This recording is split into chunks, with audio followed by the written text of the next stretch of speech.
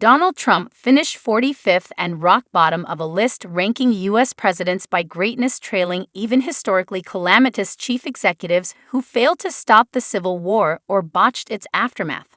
Worst for the likely Republican nominee this year, his probable opponent, Joe Biden, debuted at No. 14. Biden's most important achievements may be that he rescued the presidency from Trump, resumed a more traditional style of presidential leadership, and is gearing up to keep the office out of his predecessor's hands this fall. Justin Vaughn and Brandon Rottinghaus, the political scientists behind the survey, wrote in the Los Angeles Times. Rottinghaus of the University of Houston and Vaughn from Coastal Carolina University considered responses from 154 scholars, most connected to the American Political Science Association.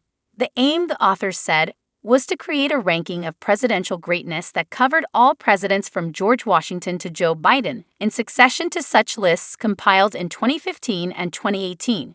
To do this, we asked respondents to rate each president on a scale of 0 to 100 for their overall greatness, with 0 equals failure, 50 equals average, and 100 equals great. We then averaged the ratings for each president and ranked them from highest average to lowest.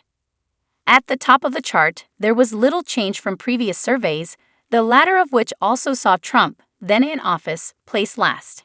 Abraham Lincoln, who won the Civil War and ended slavery, was ranked first, ahead of Franklin Delano Roosevelt, who saw the U.S. through the Great Depression and the Second World War. Next came George Washington, the first president, who won independence from Britain, Teddy Roosevelt, Thomas Jefferson, and Harry Truman. Barack Obama, the first black president, to whom Biden was vice president between 2009 and 2017, was 7th, up 9 places.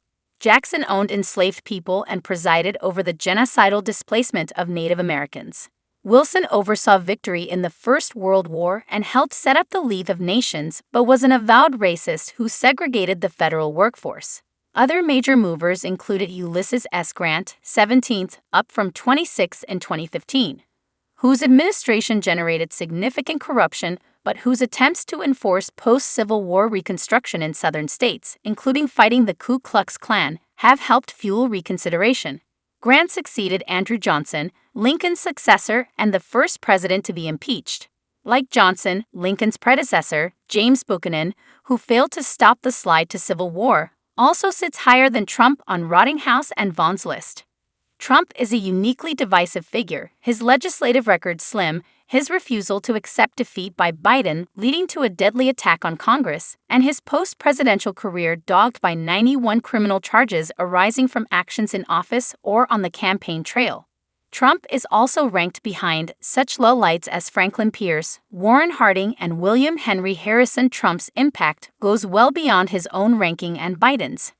Every contemporary Democratic president has moved up in the ranks. Barack Obama, No. 7, Bill Clinton, No. 12, and even Jimmy Carter, No. 22. Yes, these presidents had great accomplishments such as expanding healthcare access and working to end conflict in the Middle East, and they have 2 Nobel Prizes among them. But given their shortcomings and failures, their rise seems to be less about reassessments of their administrations than it is a bonus for being neither Trump nor a member of his party.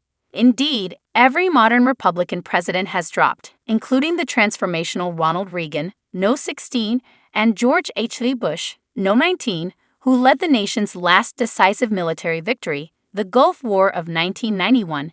Accounting for Democratic climbs and Republican drops, the authors acknowledged that academics tend to lean left but also said, with a nod to Trump, what these results suggest is not just an added emphasis on a president's political affiliation, but also the emergence of a president's fealty to political and institutional norms as a criterion for what makes a president great. As for the Americans casting a ballot for the next president in November, they are in the historically rare position of knowing how both candidates have performed in the job. Trump has not yet secured the Republican nomination, but Biden trails in most polls, prey to public concern that at 81 he is too old for a second term, even though Trump is 77 and equally vulnerable to public gaffes, never mind his insurrectionist past. Rottinghaus and Vaughn said, whether voters will consider each president's commitment to the norms of presidential leadership and come to rate them as differently as our experts remains to be seen. Please don't forget to like, comment, share, and subscribe to my YouTube channel. Trend Gossip News. Thank you for watching.